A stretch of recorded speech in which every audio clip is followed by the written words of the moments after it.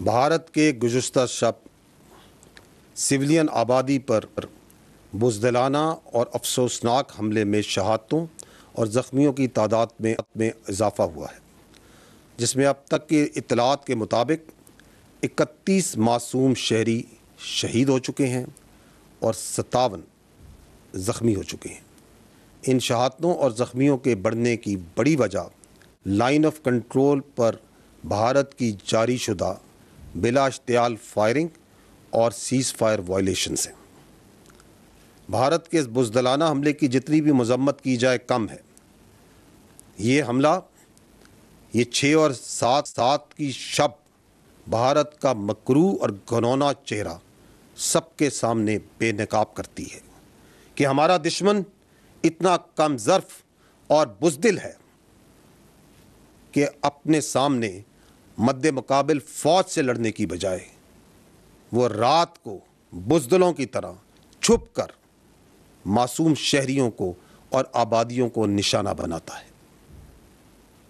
اس کی بربریت کا نشانہ بننے والے معصوم شہری اور اسپیشلی جو معصوم بچے ہیں، کم عمر بچے، ان کی ایک جھلک میں آپ کو دکھانا چاہتا ہوں۔ یہ معصوم بچے جنہوں نے ابھی زندگی کی بہاریں دیکھنی تھی، کیا یہ ہیں وہ دہشت گرد جن کو بھارت نے 6 اور 7 کی شب کو نشانہ بنایا؟ یہ بھارت سے آپ ایکسپیکٹ کر سکتے ہیں۔ اس سے پہلے ہم کئی بار دیکھ چکے ہیں، ہم سب کے سامنے روز روشن کی طرح آیا ہے کہ کس طرح بھارت اپنی پراکسیز کے ذریعے پاکستان میں ٹیررزم اور دہشت گردی کو فروغ دے رہا ہے۔ اس کے شواہد آپ سب کے سامنے ہیں، دنیا کے سامنے ہیں۔ اور جب ریاست پاکستان نے ان ٹیررسٹ کے اگینسٹ اپنا نوز ٹائٹ کرنا شروع کیا، ان کی سپیس کم کرنی شروع کی، ان کے لیے زمین تنگ کرنی شروع کی، تو وہ خود اپنی فوج کے ساتھ دہشت گردی کی کارروائی پہ اتر آیا۔ کیونکہ 6 اور 7 کی شب کو جو ہوا، جو معصوم شہریوں کو اور بچوں کو نشانہ بنایا گیا، یہ دہشت گردی نہیں تو اور کیا ہے؟ And it's not surprising, because once you start sponsoring terrorism, it takes a click to just turn into a terrorist yourself. کیونکہ یہ بات تو اب ثابت ہو چکی ہے کہ ٹرانس نیشنل ٹیررزم اور کلنگز میں بھارت کس طرح انوالو ہے، اور یہ بات صرف ہمارے سامنے نہیں بلکہ دنیا کے سامنے بھی شواہد اور ثبوت کے ساتھ ثابت ہو چکی ہے۔ بھارتی فوج کا ایک اور عمل جو کل کی شب کو دیکھا گیا کہ کس طرح پاکستان میں مختلف مقامات پر مساجد کو نشانہ بنایا گیا، قرآن پاک شہید کیے گئے۔ آپ مجھ سوال یہ ہے کہ وہ کون سا دنیا میں مذہب ہے، وہ کون سی انسانیت ہے جو اس بات کی اجازت دیتی ہے کہ آپ کسی اور کی عبادت گاہوں کو، ان کی مقدس کتابوں کو شہید کریں اور اس کی بے حرمتی کریں؟ کیا اس کا کوئی تعلق ہے انسانیت سے؟ ایک اور بات جو قابل ذکر ہے وہ یہ کہ جب یہ حملہ ہوا تو پاکستان کی افواج نے اس بربریت کے جواب میں اپنے دفاع میں صرف اور صرف ملٹری ٹارگٹس کو چنا، نہ کہ بزدل دشمن کی طرح شہریوں کو اور معصوم لوگوں کو نشانہ بنایا۔ And an important point to note is کہ یہ وہ ملٹری ٹارگٹس تھے صرف who explicitly were employed to attack Pakistan's sovereignty, soil and the citizens of Pakistan. اور یہ بات بھی آپ نے دیکھی کہ 6 اور 7 کی درمیانی شب جب دشمن اپنے ہتھیاروں سے لیس، اپنے تیاروں کے ساتھ at a time and place of its own choosing, once it came، تو پاکستان کی بہادر ایئر فورس نے کس طریقے سے اس کے جدید ہتھیاروں کو زمین کی دھول چٹائی۔ 3 رافائل، 1 Su-30 اور 1 MiG-29 تباہ کیے گئے۔ یہ آپ سب نے دیکھا۔ And again only those aircraft who released the weapons and they were trying to run away, how professionally they were engaged. تو آپ شاید ہی ایئر کمبیٹ میں اس طرح کی پروفیشنلزم اور ریسٹرینٹ کی کوئی مثال پہلے ملتی ہو. We all are proud of our air force. یہاں یہ بات جاننا بھی ضروری ہے کہ ادر دین ایئر دشمن کی جانب سے لائن آف کنٹرول پہ اور ورکنگ باؤنڈری پہ، جیسا کہ میں نے آپ کو پہلے کہا، بلا اشتہار فائرنگ اور سیز فائر وائلیشنز کا ایک سلسلہ جاری ہے، جس کے جواب میں پاکستان کی فوج برابر دشمن کو جواب دے رہی ہے، اور اس کی بھاری نقصان نہ صرف پہنچایا جا رہا ہے بلکہ اس کی متعدد پوسٹوں کو تباہ بھی کیا جا چکا ہے. اس سلسلے میں صبح جو میں نے اپڈیٹ دیا تھا آپ کو، اس کے اندر کچھ پوسٹ دکھائی گئی تھی. I will give you a further bigger longer update right now, جس کے اندر مزید پوسٹ کو بھی شامل کیا گیا ہے. آپ کو میں یہ بتانا ضروری سمجھتا ہوں کہ الحمدللہ ابھی تک ان تمام انگیجمنٹس میں پاکستان کی افواج کی کوئی کامبیٹ کیجولٹی نہیں ہوئی ہے، اور نہ ہی پاکستان ایئر فورس کا کوئی طیارہ اور ایسٹ اس کو کوئی نقصان پہنچا ہے. ایک اور چیز جو کہ اہم ہے کہ یہ حملہ بھارت کا کس وقت کیا گیا؟ یہ اس وقت کیا گیا جب پاکستان ایک پروسیس میں تھا جس میں انٹرنیشنل میڈیا کو اور لوکل میڈیا کو وہ ان تمام جگہوں پہ لے کے جا رہا تھا جن کے بارے میں بھارت ایک فالس ایلیگیشن لگا رہا تھا کہ these are those training camps, جہاں سے پاکستان دہشت گردوں کو تربیت دے رہا ہے اور یہاں سے دہشت گردی کرائی جا رہی ہے. اینڈ دیٹ اور because nothing of that sort is actually on ground, تو انڈیپینڈنٹ میڈیا کو وہاں لے جایا جا رہا تھا. اور آج اسی سلسلے میں بہاولپور اور مریدکے نے بھی میڈیا میں جانا تھا. تو اس سے پہلے کہ اس کا راز فاش ہوتا، بھارت نے 6 اور 7 کی شب کے درمیان یہ بربریت اور یہ حملہ کیا. however ٹوڈے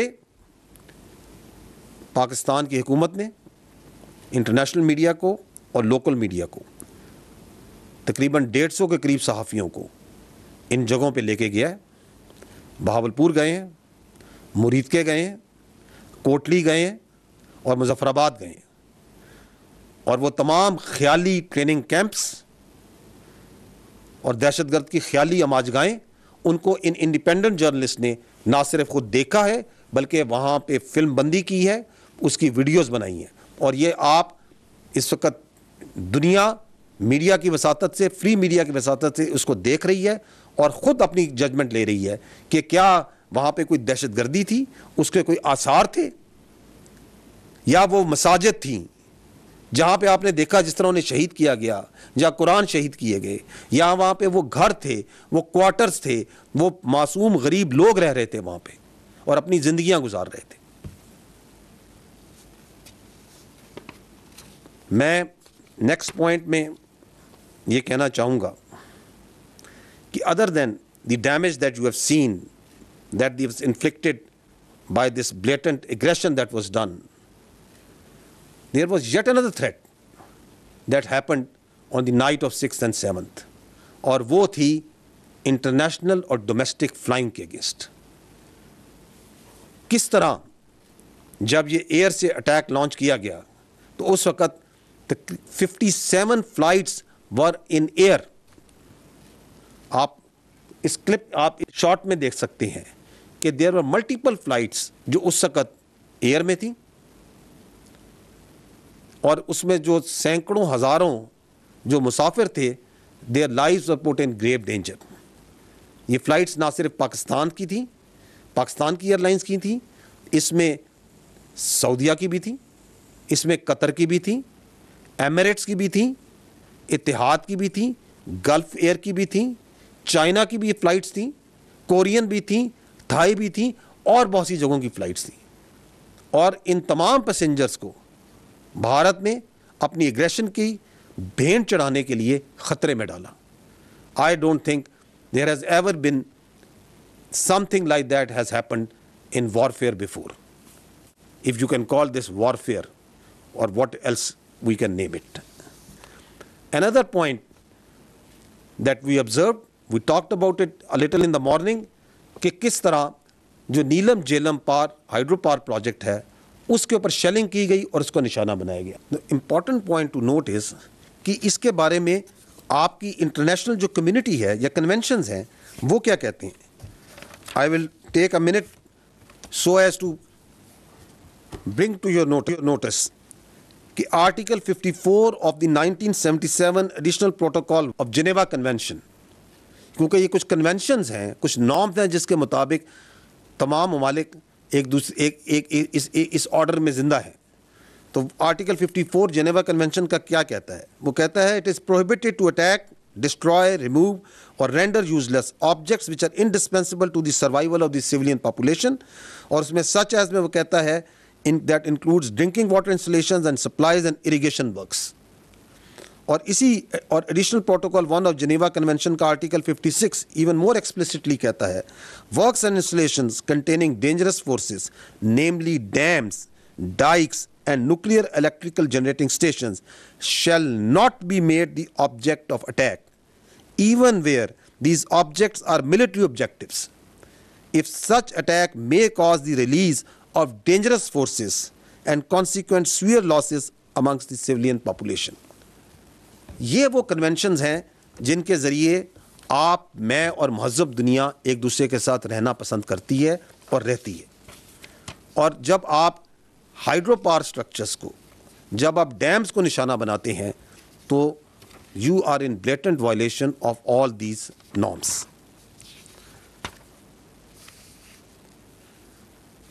آج میں آپ کو یہ باور کرانا چاہتا ہوں کہ آج قومی سلامتی کونسل کمیٹی کا جو اجلاس ہوا ہے اس میں یہ طے پایا ہے کہ اقوام متحدہ کے آرٹیکل 51 کے تحت پاکستان نے دفاع کا حق استعمال کرتے ہوئے مسلح افواج کو مکمل اختیار دیا ہے کہ وہ مناسب وقت، جگہ اور طریقے سے جواب دیں. قومی سلامتی کے اعلامیہ میں یہ بتایا گیا ہے کہ in consonance with article 51 of the United Nation charter, Pakistan reserves the right to respond in self ڈیفense at time, place and manner of its choosing to avenge the loss of innocent Pakistani lives and blatant violations of its sovereignty. The armed forces of Pakistan have duly been authorized to undertake corresponding actions in this regard.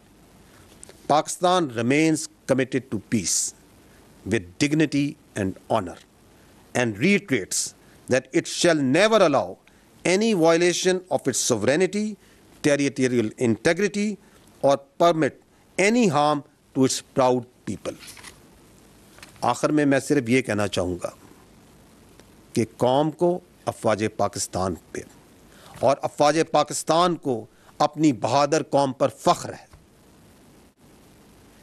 اور دونوں اس طرح متحد ہیں اس بھارتی جارحیت کے خلاف.